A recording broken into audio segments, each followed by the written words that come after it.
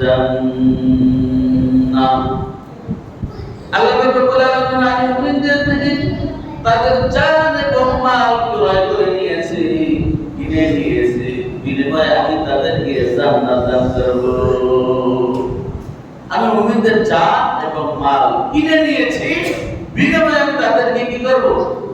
জান্নাত দিয়ে দেব। তাহলে আমরা সবাই জান্নাত চাই না? অথচ আল্লাহ কি বলছেন? আমি তোমাদেরকে জান্নাত দেব, তবে শর্ত হচ্ছে ক্রয় বিক্রয় করতে হবে। ক্রয় বিক্রয়টা কি? তোমাদের জান এবং মাল আমাকে দিয়ে দিবা, আমি তোমাদেরকে জান্নাত দিয়ে দেব। আল্লাহ রাব্বুল আলামিন ইচ্ছে করলে কিন্তু এমনিতেই আমাদেরকে জান্নাত দিয়ে দিতে পারতেন না? পারতেন। যেমন আল্লাহ রাব্বুল আলামিন আমাদেরকে সৃষ্টি করে আদম আলাইহিস সালাম এবং হাওয়া আলাইহিস সালামকে সৃষ্টি করে কোথায় রাখছিলেন? জান্নাতে রাখছিলেন না?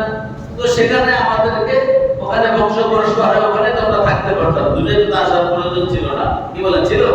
ছিল না। কিন্তু কেন করে এখানে আল্লাহ রাব্বুল আলামিনের একটা হিকমত আছে। আল্লাহ আমাদেরকে স্বাধীন করে পৃথিবীতে পাঠিয়েছেন। আল্লাহ রাব্বুল আলামিন দেখতে চান কে জান্নাতের কাজ করে আর কে জান্নাতের কাজ না করে।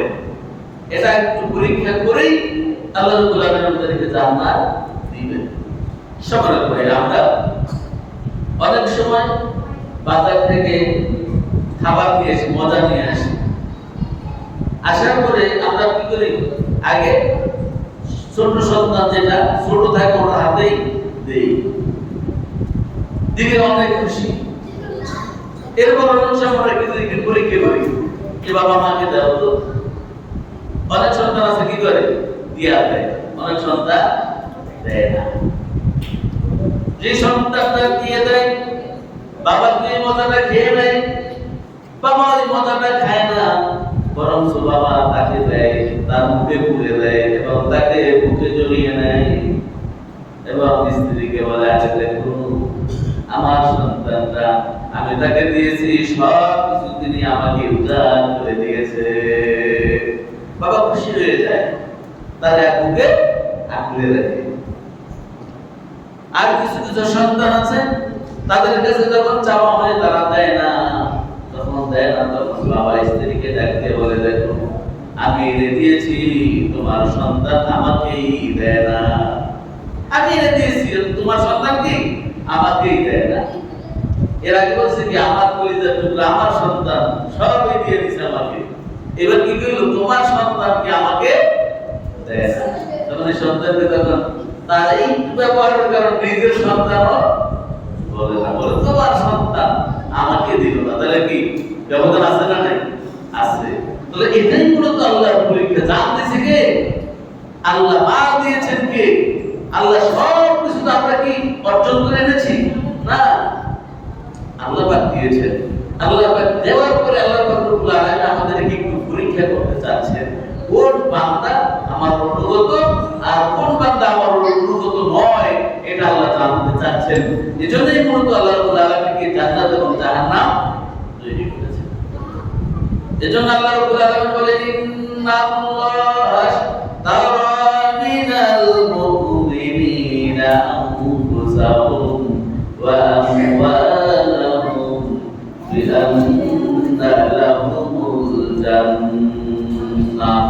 আমি মুমিনের জান এবং মাল ক্রয় করে নিয়েছি জান্নাতের বিনিময়ে। এখন তাদের কাজ কি? আল্লাহ রাব্বুল আলামিন আমাদের জান এবং মাল কিনে নিয়েছেন, বিনিময়ে আমাদেরকে জান্নাত দেবে। এখন আমাদের কাজ কি? এরপর আল্লাহ বলেন, ইউকাতিলুনা ফি সাবিলিল্লাহি ফায়াকুতুলুনা ওয়া ইউকতালুন। আল্লাহ বলেন, আমি তাদের সাথে যে ক্রয় বিক্রয় করেছি, আমি তাদেরকে জান্নাত দিয়ে দিয়েছি, তাদের জান এবং মাল আমি ক্রয় করে নিয়েছি। এখন তাদের কাজ হবে এই দুনিয়াটা তারা কি করবে? আমার অনুগত বান্দাদের দ্বারা এই দুনিয়াটাকে পরিচালনা করবে। ইউকাতিলুনা ফি সাবিলিল্লাহ, আল্লাহর রাস্তায় তারা জিহাদ করবে, আল্লাহর রাস্তায় তারা সংগ্রাম করবে। আল্লাহ রাব্বুল আলামিন যুগে যুগে নবী রাসূল পাঠিয়েছেন, নবী রাসূলরা যে কাজগুলি করেছেন এই কাজগুলি তারা করবে। আয়াতুলুনা ওয়া ইয়াকতালুন। আর এই কাজটা করতে গেলে কিছু লোক তাদেরকে বাধা দিবে। এই কাজটা করলে কিছু লোক বাধা দিবে। আল্লাহ রাসূলের বাধা দেয় নাই, দিয়েছে কিনা? মুসা আলাইহিস সালামকে বাধা দিয়েছেন কিনা? ঈসা আলাইহিস সালামকে বাধা দিয়েছেন কিনা? নূহ আলাইহিস সালামকে বাধা দিয়েছেন কিনা? ইব্রাহিম আলাইহিস সালামকে বাধা দিয়েছেন কিনা? সকল নবী কি বাধার সম্মুখীন হয়েছে। তাহলে এই কাজ করতে গেলে বাধার সম্মুখীন হতে হবে। আমরা যে ইমাম অনুকরণ করে লাইকে অনুসরণ করি, সেই ইমামকেও বাধা দিছে না, দেয় নাই? দিছে না? সেই ইমাম কোথায় ছিল? জালিম শাহী জেলখানায় বন্দী ছিল এবং সেখানে তাকে বিষ বানা হত্যা করা, বিষ খাওয়াইয়া তাকে হত্যা করা হয়েছে। এজন্য আল্লাহ বলেন ফায়াকুতুনা ওয়া ইয়াকতালুন। এই কাজ করলে তারা বাধা দিবে, বাধা দিতে গেলে তোমরা মরবা এবং তাদেরকেও মারবা, এটাই তোমাদের কাজ। পিছপা হটা যাবে না। ইমাম হুসাইন রাদিয়াল্লাহু তাআলা কে প্রস্তাব দেওয়া হয়েছিল, তুমি মদিনায় চলে যাও, মদিনায় চলে যাও, তোমাকে মদিনার রাজা বানিয়ে দেওয়া হবে। আর ইয়াজিদ আমি আমার মতন করে আমি সমাজ পরিচালনা করব, তুমি না করাতে পারবে না। হুসাইন রাদিয়াল্লাহু তাআলা যদি ওখান থেকে মদিনায় চলে যেত, হুসাইন রাদিয়াল্লাহু তাআলা কোনো শত্রু থাকতো না, সে মদিনার গভর্নর থাকতো। কিন্তু হুসাইন রাদিয়াল্লাহু তাআলা বলেন না, তুমি ইসলাম সেই রূপরেখা দিয়েছেন, যে ইসলামের নির্দেশনা দিয়েছেন, সেই নির্দেশনা অনুযায়ী তুমি চলো না। আমি তোমার সাথে বর্ষতা স্বীকার করতে পারি না, আমি তোমার কাছে আনুগত্য করতে পারি না, আমি তোমার কাছে বায়াত দিতে পারি না। ইয়াজিদ বলে ঠিক আছে, তুমি যদি বায়াত না নাও তাহলে যুদ্ধের জন্য তৈরি হও। হুসাইন বলে আমি রেডি। শুরু হয়ে গেল ইসলামের জন্য হুসাইন সপরিবারে জীবন বিলাইয়া দিলেন। এটাই বলেছেন আল্লাহ ফায়াকুতুনা ওয়া ইয়াকতালুন, প্রয়োজন তুমি মারবে অথবা মরবে। তাহলে জানমাল কেড়ে নিয়েছেন আল্লাহ, বিনিময় দিবেন জান্নাত। এখন আমাদের কাজ হচ্ছে এই সমাজটাকে সুন্দর করে সাজাতে হবে। এখানে সুদ, ঘুষ, মদ, জুয়া, জেনা, ব্যভিচার এগুলি কি রাখা যাবে না। এগুলিকে কি নির্মূল করার জন্য আমাদের চেষ্টা চালিয়ে যেতে হবে এবং এই কাজ যারা করে তাদেরকে বন্ধু বানানো যাবে না। তাহলে আমাদের জানমাল আল্লাহ কিনে নিয়েছেন, বিনিময়ে আল্লাহ আমাদেরকে জান্নাত দান করবেন। এরপরে আল্লাহ সুবহানাহু ওয়া তাআলা আদম আলাইহিস সালামকে সৃষ্টি করে জান্নাতে অবস্থান করিয়েছিলেন। আল্লাহ রাব্বুল আলামিন সূরা বাকারার ভিতরে ইরশাদ করেন, ইয়া আদামু উসকুন আনতা ওয়া যাওজুকাল জান্নাতা ফাকুলা মিনহা মিন সামারাতির রিজকা ক্বালু হাযা আল্লাযী রুযিকনা মিন ক্বাবলু ওয়া উতু বিহি মুতাশাবিহা ওয়া লাহুম ফিহা আজওয়াজুন মুতাহহারাতুন ওয়া হুম ফিহা খালিদুন। আল্লাহ বলেন, ইয়া আদম, হে আদম, ইয়া আদম উসকুন আনতা ওয়া যাওজুকাল জান্নাহ, তুমি এবং তোমার স্ত্রী কি করো? জান্নাতে বসবাস করো। তুমি এবং তোমার স্ত্রী জান্নাতে থাকো, জান্নাতের নাজ গান অর্জন করো, জান্নাতের ফল সম্পদ তোমরা কি করো? ভোগ করো, আরাম আয়েশে থাকো। ওয়া কুলা মিনহা হাইসু শিরতুম রাগাদান হাইসু শিরতুমা, তাহলে তোমরা এখানে যা কিছু সবকিছু ভোগ করো, তবে লা তাকরাবা হাযিহি শাজারাতা ফাতাকুনা মিনাজ জালিমিন। খবরদার, খবরদার, তোমার জন্য একটা পরীক্ষা আছে। কি একটা পরীক্ষা আছে? তোমাকে আমি সৃষ্টি করেছি যত্ন করে, তোমার ফেজ আবয়ব আমি নিজ হাতে তৈরি করেছি। এরপরে তোমাকে তোমার সহধর্মিণী তোমার থেকেই আমি কি করেছি? তৈরি করেছি। এরপরে আমি জান্নাতের সকল নাজ নেয়ামত দিয়েছি। তবে তবে সাবধান, একটা পরীক্ষা রয়েছে, সেটা হলো হাযিহি শাজারাতা ফাতাকুনা মিনাজ জালিমিন। ওই যে জান্নাতের কর্নারে একটি গাছ রয়েছে, ওই গাছটা কি ওদের কাছেও যাবে না, খাবার তো নাই, ওটার কাছেও যাবে না। আল্লাহ পাক রব্বুল আলামিন ইচ্ছে করলে বলতে পারতেন ওই গাছটার ফল তোমরা খাইয়ে নাও, কিন্তু আল্লাহ বলছেন লা তাকরাবা হাযিহি শাজারাতা ফাতাকুনা মিনাজ জালিমিন। ওই গাছটার কাছেও যাবে না, কারণ ওখানে কি আছে? মায়াজাল আছে, ওটার কাছে গেলেই তোমাকে ওকে খেতে হবে। এজন্য খবরদার ওই গাছটার কাছেও যাইও না। কিন্তু শয়তানের ওয়াসওয়াসায় আদম আলাইহিস সালাম এবং মা হাওয়া আলাইহিস সালাম সেই গাছের কাছে গেলেন এবং খাইলেন। খাওয়ার কারণে আল্লাহ তাআলা বলেন ফাতাকুনা মিনাজ জালিমিন, তোমরা জালেম হয়ে গেছো। জালেমদের আর জান্নাতে থাকার ঠিকানা নাই, জালেমদের জায়গা জান্নাতে হবে না। তোমরা চলে যাও পৃথিবীতে। তাদেরকে পাঠিয়েছিলেন পৃথিবীতে, এই আমাদেরকে পৃথিবীতে আসা, এই কি পৃথিবীতে আসা। এখন সেই জান্নাতে আমাদেরকে যেতে হবে। যেতে হলে অবশ্যই কি জান্নাতের কাজ করেই যেতে হবে। যে আল্লাহ আর ভুল করবো না, তোমার হুকুম মতই চলবো, এটা স্বীকৃতি দিয়ে কি করতে হবে?